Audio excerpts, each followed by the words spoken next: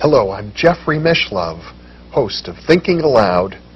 Our topic today is the Sanskrit tradition. My guest is Dr. Dean Brown, a theoretical physicist, Sanskrit scholar, entrepreneur, and translator of the Upanishads and the Yoga Sutras.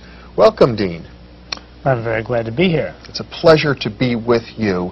You know, I think many people who speak English don't realize that our own language, as well as most Western languages, have their origins in what is sometimes called the Proto-Indo-European language, which is really the same language from which Sanskrit and the Hindu traditions are derived.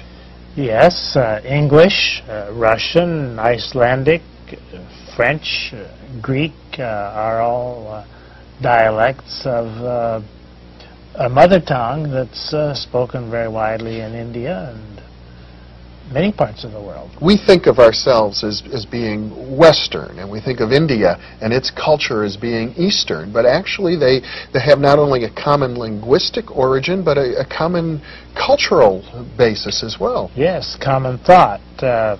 If we divide East and West, I would put the boundary between India and China, perhaps. But India is Western, by my way of thinking. Well, and Buddhism, which was born in India and then moved to China, bridges that gap as well. So Buddhism is the West that went to the East. There we have an example of how we're much more intimately related to Eastern culture than we think, and many, many, many words in the English language have Sanskrit origins, or origins that are traceable to the Sanskrit tradition and the earlier Proto-Indo-European language. Oh yes, most of the words in English, say, go back either through the Teutonic Northern European Icelandic route to the Sanskrit or the Vedic, and then through the Mediterranean route, the Romance route. Now we think of Sanskrit as a language of mysticism, the language of the Bhagavad Gita, of the Yoga Sutras, of the Vedas, the language in which there's the great equation, Atman equals Brahman. Let's start there. Maybe we can, you could elaborate on that. Well, Sanskrit's an artificial language spoken in the wisdom traditions and in the great hymns. The language spoken in the street in ancient times would be called Vedic. Vedic is a vernacular, and Sanskrit is a synthetic language. Just like the Latin that Julius Caesar spoke would be vernacular, but the Latin that we have in medicine and law and botany and the church is not the street language. So Sanskrit was a formal language used by the priests and by the philosophers of ancient times. Yes. And it is very beautiful, but it wouldn't give you much of an idea of what's actually spoken in the bazaar. But there's a lot of abstractions that we find in Sanskrit that have permeated our modern idiom. Concepts like karma, concepts like Brahma. Yes, that's why we think of Sanskrit as a scientific language. Mm-hmm. The terms in Sanskrit are so precise that they're used in the street today in California, for instance, because the English equivalents don't exist. There are many, many words in Sanskrit that describe states of consciousness. States of consciousness, thinking, mentality. There are other languages that have feelings in them, but Sanskrit has precision for thought and consciousness. And metaphysics. And metaphysics, yes. And cosmology. Now, you've translated the Upanishads, very ancient and revered sacred texts. You have described to me how these texts are really to be chanted. They're like poetry in a way, and yet they have a precision to them. Could you read one of those?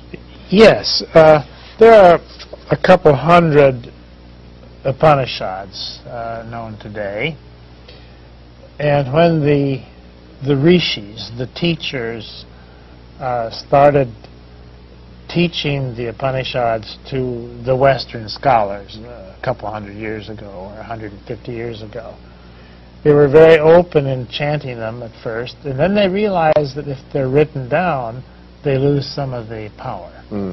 So only about 100 of them have been written, and the rest are still in the verbal tradition. Orally oral transmitted, tradition, memorized. which is the origin of all wisdom, is in the oral tradition. But to give you an idea of some of the melody in these documents, I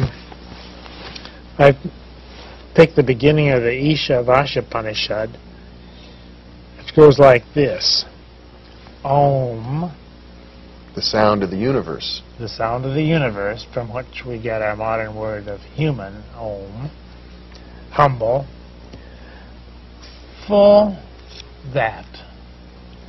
Full this. From the full, everything has come out. Having taken everything out of it, the full alone remains. Om Shanti Shanti Shanti. Peace.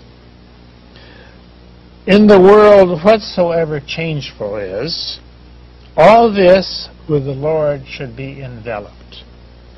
By that renunciation, support yourself. Do not covet the wealth of anyone. Only for performing good deeds should one desire to live 100 years. Only thus and in no other way will your work not have stains. It actually is in some ways reminiscent of the Old Testament. Don't covet things, do good. Oh yes, the ideas are the same. There is a universal ethic. But then there's something a little deeper in there about non-attachment. Oh yes, the ideas have many layers of meaning. They just go on and on. You can take one of these sutras and dig in it forever. The word sutra is interesting. It's the same word that we have in the hospital. If you sew up a word, suture. A sutra means a string of pearls.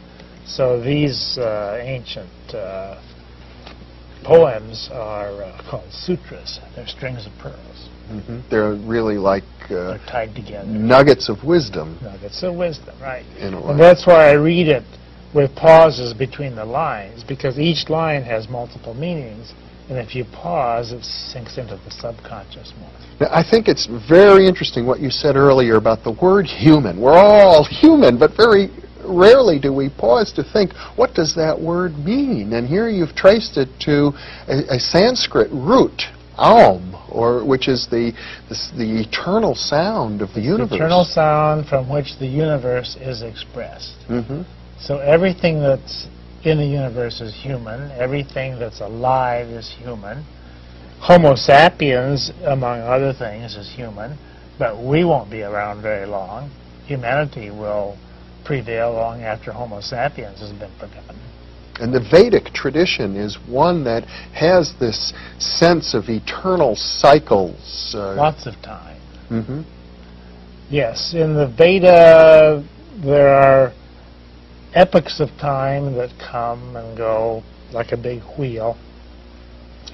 We're coming to the end of an epoch right now, which is one of the worst ones. And the Kali Yuga. The Kali Yuga. And we'll come around to a better time. Yeah. If you don't like these times, hang on. Better times are coming. Well, it's interesting to me, Dean, you had a career in theoretical physics, and many theoretical physicists, such as yourself, have studied the Sanskrit tradition. Many of the great physicists have made a point of it. Yes, physicists like the Sanskrit tradition because the cosmologies that were written down, how the universe came about, apply pretty much today. In other words, that there's a sense amongst physicists that the precision, the rigor, the depth of insight amongst the ancient Sanskrit wise people, the rishis, speaks to us today, to the scientific mind. Oh, very much so.